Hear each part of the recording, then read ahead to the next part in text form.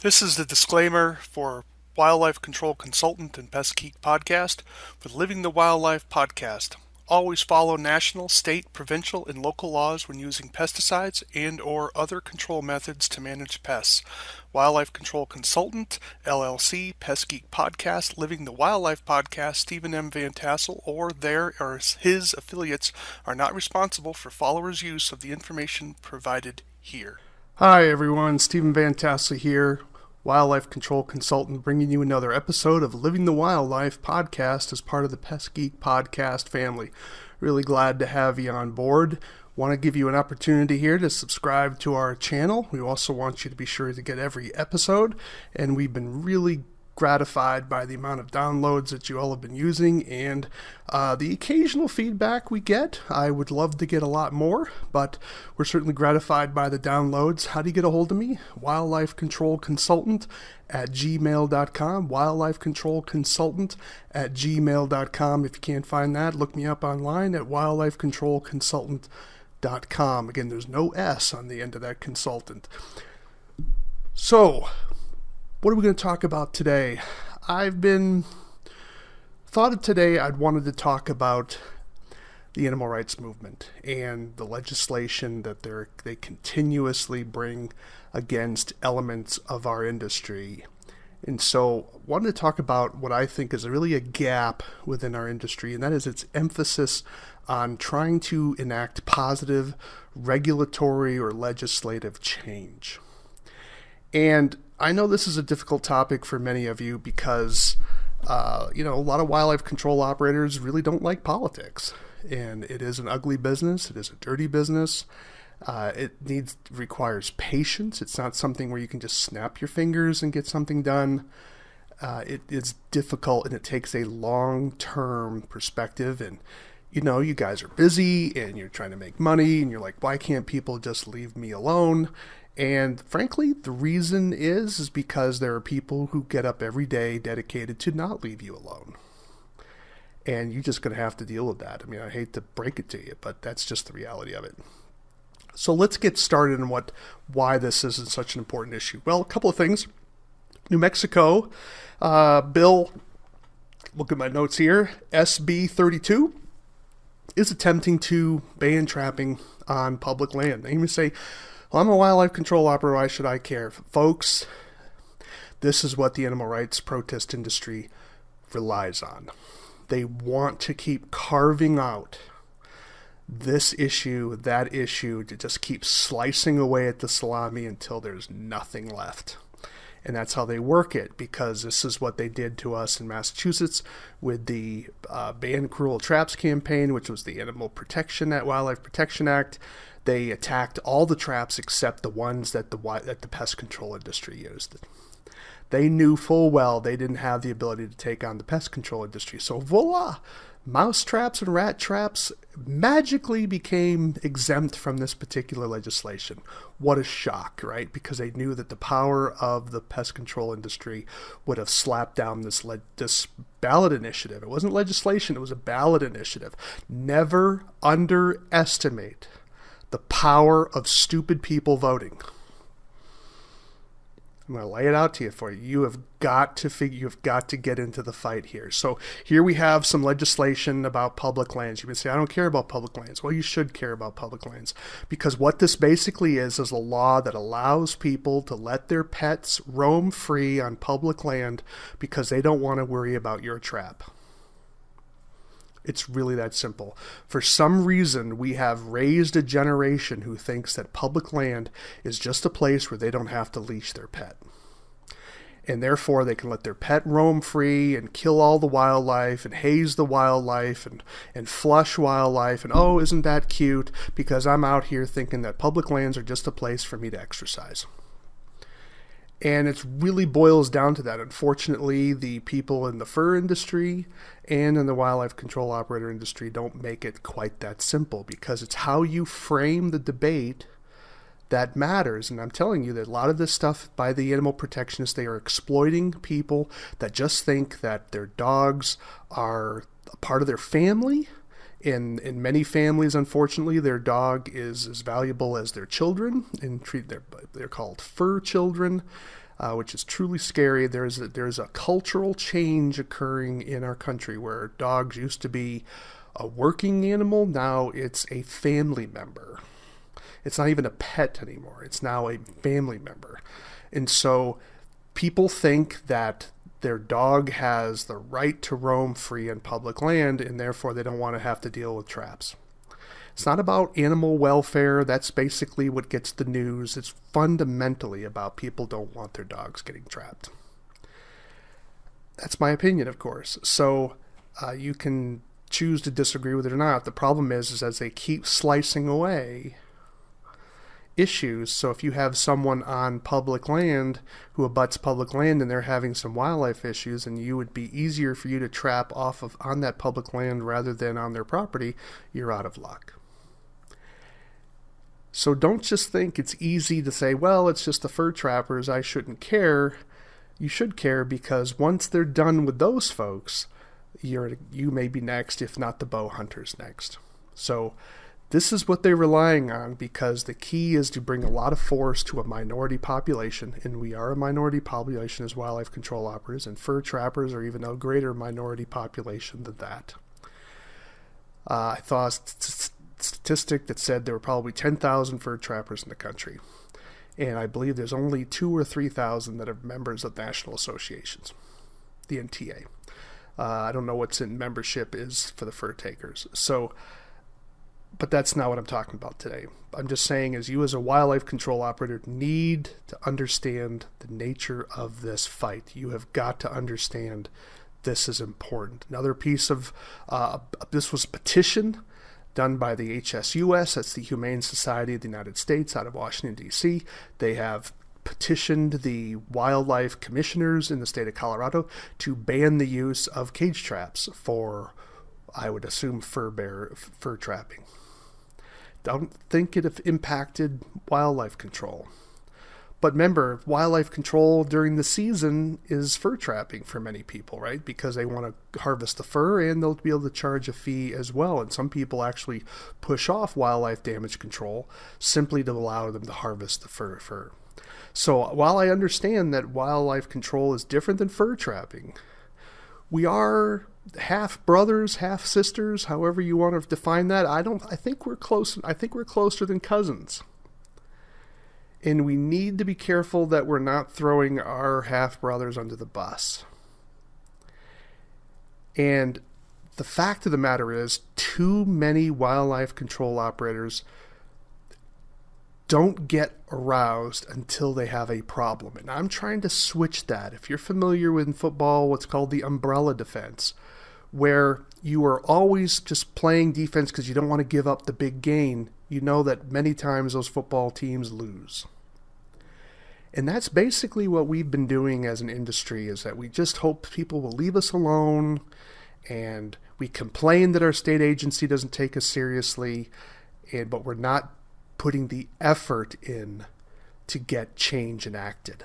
Folks, it's not about the science. Okay, I know that there are certain political parties in our country today who keep trying to parrot, follow the science. Let me break it down to you. No one follows the science unless they agree with the science. So you only use the science when it agrees with you. When you don't like the answer to science, you argue something else. It's sort of like the old canard with lawyers. If you have the law, argue the law. If you don't have the law, pound the table.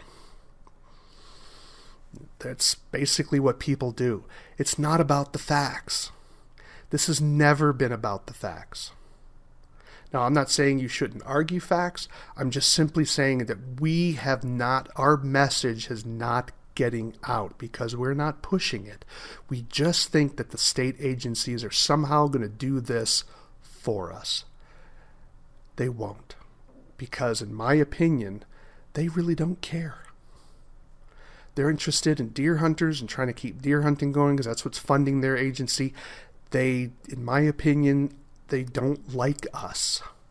Oh, they may be glad we're there to stop the phone calls from going to them or out what do I do with the raccoon in the chimney? They're glad but they really don't like us because we're market hunters, and that violates the North American wildlife management model. right? Because we are being paid to harvest animals. You say, well, what about fur trapping? Fur trapping, you don't notice that they never talk about it much. Partly because we're a minority, but the other reason is they really don't like us. So we can argue about that. You may have exceptions, and I'm not saying everyone in your state agency doesn't like you, and it doesn't necessarily mean it's cognitive.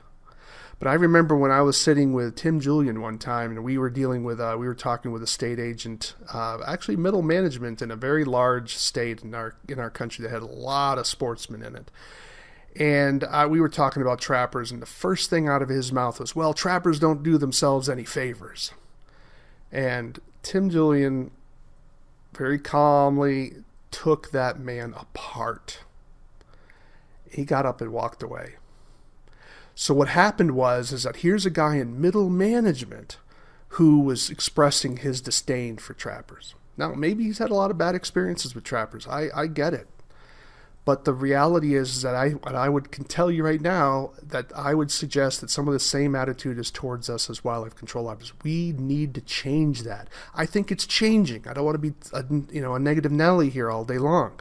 But I'm telling you, this is hard. And this is going to take time. We have a generation of new biologists coming out of college in grad school who have never fished, never hunted, never trapped. And they're going into state agencies, and they're going to be the ones who are going to be pushing for various regulatory changes. That's different from just how the society treats trapping. Now, you may say, I'm a wildlife control operator, but this is bigger than trapping. You're right. We are bigger than trapping. But trapping is still a major component within the work that we do. We may be using a lot more one-way doors. We may be using a lot more direct control techniques. We may be using a lot more shooting. But trapping is still an integral part of our work, and so we are going to be involved in this fight. Here we have the Humane Society trying to ban cage trapping of fur-bearing animals. Okay, so don't think if you just keep giving up ground, you're going to be safe. You're not. This is an ideology. That's why I call them the animal rights protest industry. They can't stop protesting because it's what keeps it going. Now, it's not talking about the foot soldier in the field that you're meeting. I'm talking about the aristocracy. This is what I believe about them. That this is an industry. They believe that animals have the right not to be harmed by humans, period. And the only time that we can harm them is if we're fighting for our life. Now, there's going to be various shades of the rainbow there, but I'm trying to help you understand that this ideology is relentless. It will not stop. So that means you have to be able to stop. You have to be able to stop them. You have to be able to work the politics of it to be sure that you're always fighting back. So if you're always in the defense, we're already lost.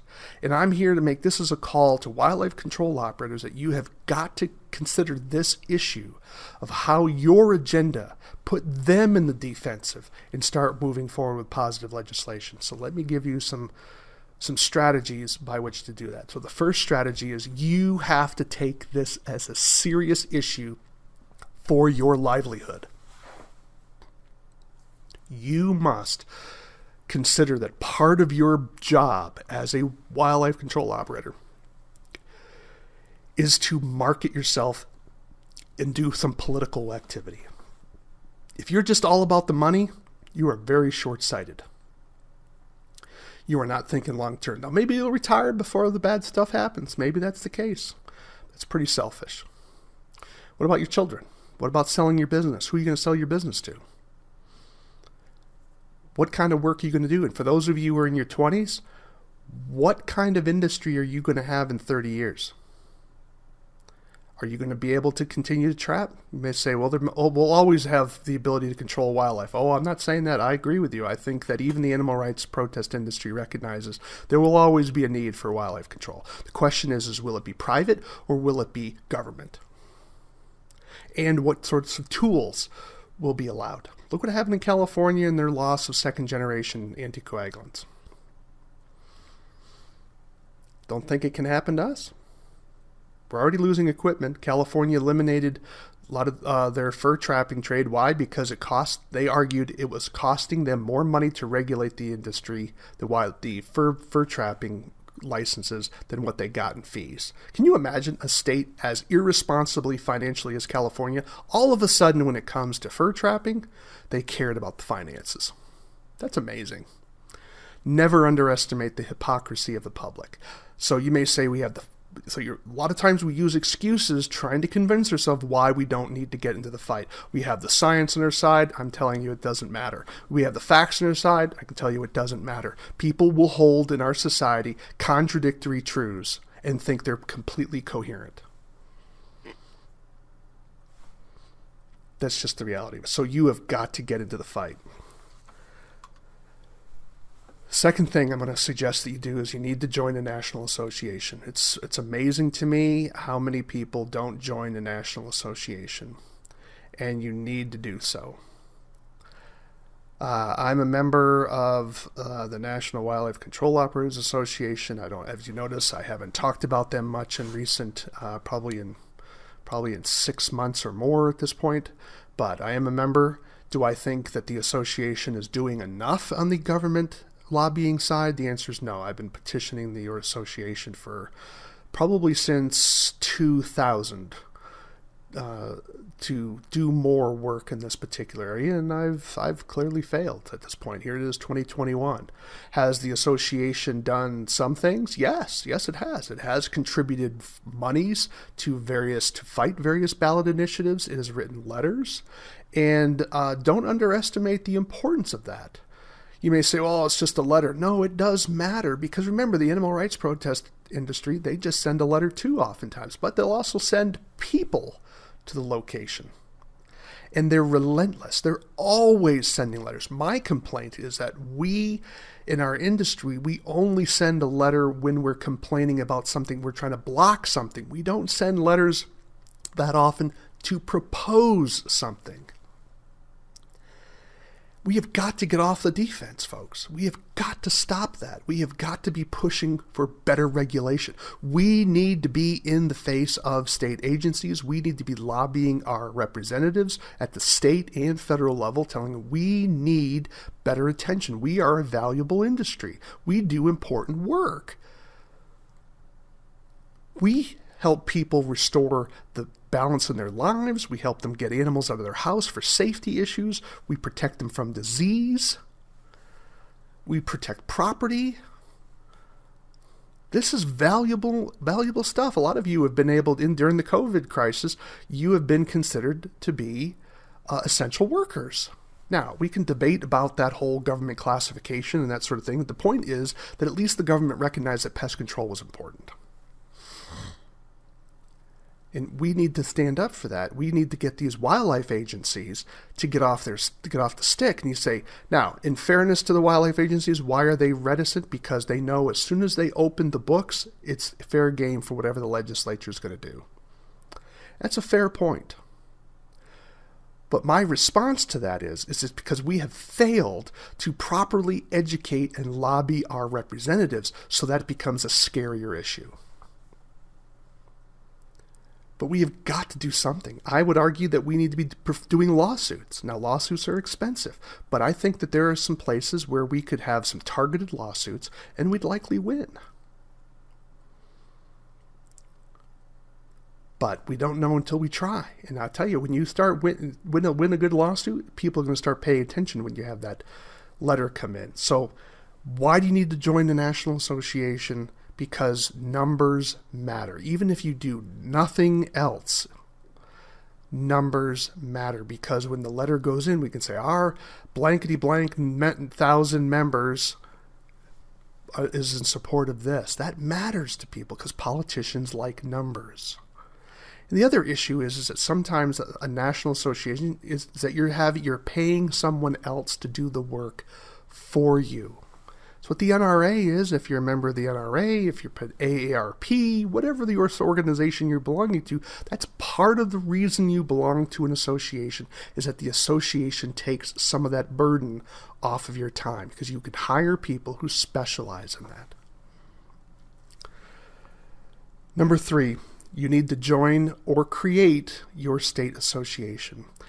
As good as the national associations are, even under their best days, they can't do everything for the states because, hey, we got 50 states.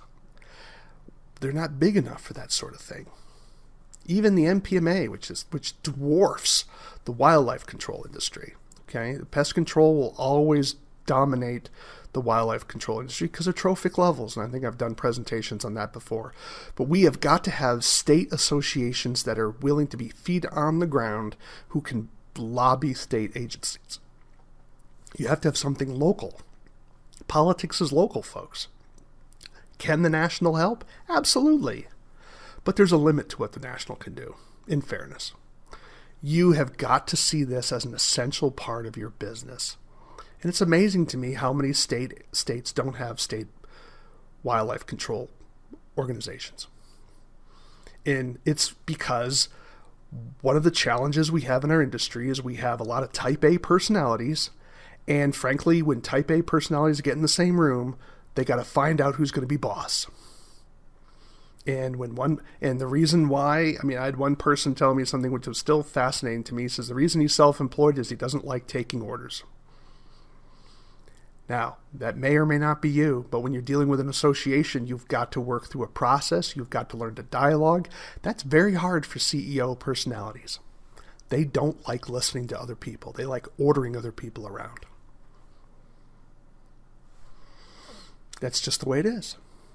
So unless we we change our personality with one another, we're gonna get lost because we're gonna be too busy fighting each other and getting into, excuse my language, pissing matches, and not worrying about the biggest threat. And the animal rights people are all unified, and they're gonna come in and they dominate the field, and they're enacting legislation. I had one state agency personnel said he believed that the animal rights people in his state could get whatever they wanted, and the only reason they didn't ask for more is they need to have room for something else to lobby for down the road. Again, that protest industry. And he was dead serious. Guy had a PhD too, okay, if that matters. But he was in the state agency for a long time, very knowledgeable guy, and that's what he believed. He said they could have asked for anything they wanted in that ballot initiative. And he believes they could have gotten it. And the only reason they didn't ask for more was that they needed room to ask again in the future. Remember, you got to leave a little bit of room because you got to keep that money coming in, right? You don't want to solve the problem too quickly because then then what's the reason for your organization, right? Makes sense. I don't know if he's right or wrong, but it certainly makes sense to me. Number 4, you need to watch your language. I've talked about this in the past. You have got to adopt language that does not reinforce an animal rights protest narrative. Are you still using the word live trap? Are you still using leg hold? Are you still using babies? Are you still using humane? Oh, we're humane. Well, what does that mean?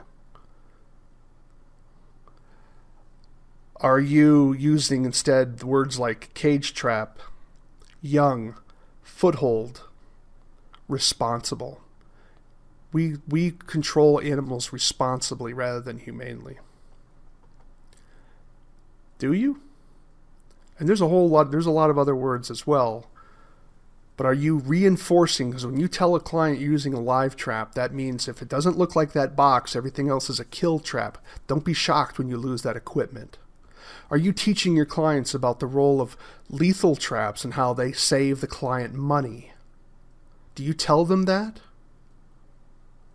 Do you have a brochure that explains the rationale for your work and why you recommend certain tools and why it's important that these tools not be banned? You don't? Why? Don't you care about your industry? 5th, you need to educate your clients. So I've already talked about that. Do you have literature that you're handing out to your client about the importance of the work that you do and why it's important for them to when legislation comes up that they need to be thinking about, that don't just simply listen to groups like the HSUS or PETA or some of these other animal rights or animal protectionist groups, to say, there's another side of the story. I've learned a new phrase. It's called the seen and the unseen. And that is, when we make legislation, we often focus on what is seen with that legislation, but we don't focus on the unintended consequences of that legislation. That's the unseen. People may see, I won't see an animal in a foothold anymore. Well, that may be true. But what are the consequences of that? Maybe greater disease, cost to clients, people losing economic income, greater damage to their property, loss of income because we're not having fur trappers out doing their role of harvesting using a renewable resource and harvesting from the environment. There's consequences for every decision, and people often don't. We have to tell them what those consequences are. Sixth, you need to lobby the government. You need to lobby the government even when there's nothing on the ballot or nothing in the legislature to harm you. You need to let your government know regularly. That's your state representative, your state wildlife agency, and I would call it your game warden. When was the last time you invited your game warden to come out and spend some time with you and learn about your business? I guarantee you they don't know what you do. They don't have a full grasp of what you do or the complexity of what you do. You don't think that's important? You don't think that officer might have some influence? What happens if that officer used to be a field officer, now all of a sudden he becomes the commander of all the enforcement agents? You don't think he has a voice at the table when there's legislation or a policy that's going to be changed? You don't think he has influence? Are you building those bridges now? I can tell you right now, the animal rights people are building bridges all the time. They do it often with letter writing campaigns or showing up at various meetings, and they are banging a drum, hoping that someday the state agency will listen to them. And if that doesn't work, they'll go the legislative route and force the agency to do it. Or they'll use ballot initiatives and force the agency to do it. Are we doing the same? You say, Stephen, I've got to make a living. I totally get it. I get it. But can you do something? It's your business. It's your future. Are you going to have a future to sell your business to? This is one of my critiques of the national associations as well as state associations, that we need to be more proactive rather than reactive. We have got to be sending newsletters to all the state agency personnel, not to every single individual, obviously, but certainly the fur bearer biologists and any regulatory people. They should be getting a hard copy of the newsletter. You need it in their face. You need to be having representatives go to the wildlife board meetings. You need to be lobbying, sending letters to your state legislatures. We need to have enough money to have maybe an advertising campaign. Even if we advertise on the web, it's possible now. Animal rights protest industry activists punch above their weight. Do we? I would argue we do not.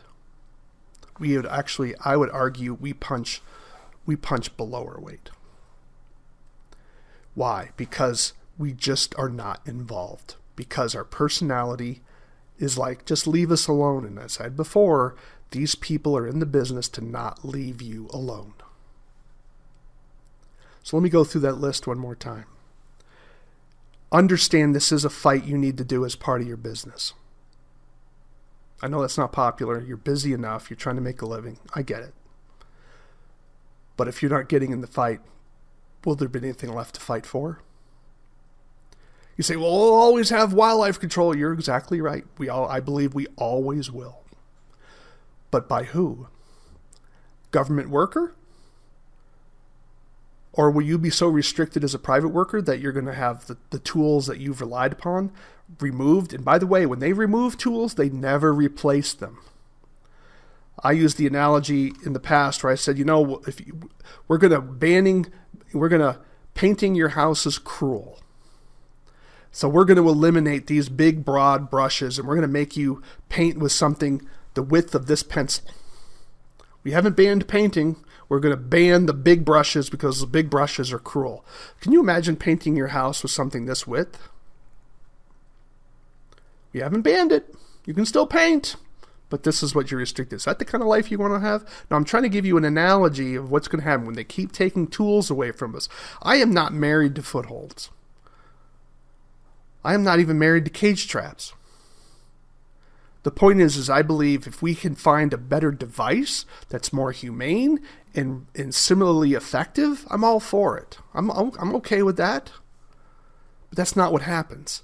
They just simply ban the equipment as if the equipment in and of itself is bad, rather than thinking about the combination of the training of the worker and the use of equipment.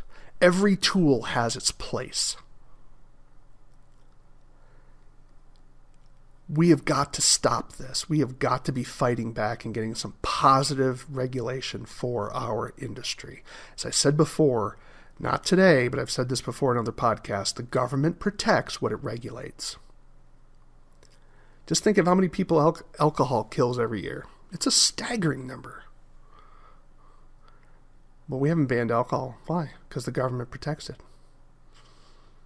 They can do the same thing with us to fight back the animal rights protest industry, but we're not fighting back because we really don't care.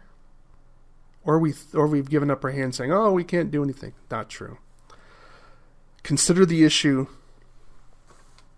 Join a national association. Join or create a state association. Watch your language. Make sure you're not using language that reinforces an animal rights narrative, and I've given you a few examples of that already. You need to educate your clients. You need to have as part of your brochure why your work is important and why you need the tools that you need.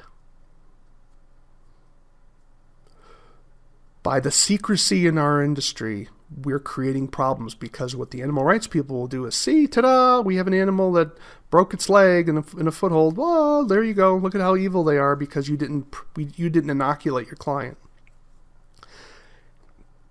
So remember, inoculation mentally is when you explain to your client, yeah, some of this equipment hurts. It hurts animals, sure. But it's the best we got, or the most efficient. I tell wildlife control operators, if you have clients who won't allow you to use the most efficient tools, be sure you charge them accordingly. There should be a cost for that. People need to understand that the animal rights people, they don't, I would argue, they don't care about the poor. What do they care about the poor person who's like, well, you could use a bunch of conibears to kill these squirrels coming out of holes in their house. There's like, we're going to force you to use cages that may extend the type of work you're doing for several more days and charge that poor person a lot more money. They don't care, because for them, it's all about the squirrel. Do we make that case? I hope you do. Lastly, you need to lobby the government. You need to do that personally. Contact your game warden. Your association needs to be writing letters. You can be writing letters. It's email makes it very easy today, but you need to be letting them know your voice matters, your industry matters, your work matters. You need to set up experts within your industry who can answer responses from the media to push back against these narratives. Do we have those spokespersons? Are we using them? Are we doing a marketing campaign for what we're doing? Why? I hope I've stimulated you a little bit today about the importance that we have got to stop taking it on the chin. We have got to be pushing forward. Tell your associations the importance that this is. It's not just about education and training. Those are important. I think the industry's come a long way in those areas. But some of that's to the detriment because they've taken the eye off the ball of the importance of regulations and lobbying. All the education in the world doesn't do any good if the equipment that you've been educated on gets banned. I hope I've made my case pretty clear today. Would love to hear your comments. Let me know how I can help. I'm Stephen Van Tassel, Wildlife Control Consultant, giving you another episode of Living the Wildlife. Why? Because we want you to live the wildlife. We don't want you to be the wildlife. Make sure you take some time to subscribe to the Pest Geek podcast. Let us know what we're doing on Facebook. You can certainly join us there. Send me an email at wildlifecontrolconsultant@gmail.com, wildlifecontrolconsultant@gmail.com. Would love to hear your comments, even your criticisms. And again, thank you so much for the downloads that you've been giving us. It's been really gratifying. And let us know how we can improve the training we're providing and the information to help you do your job better, make more money, and live a better life. Take care, everybody.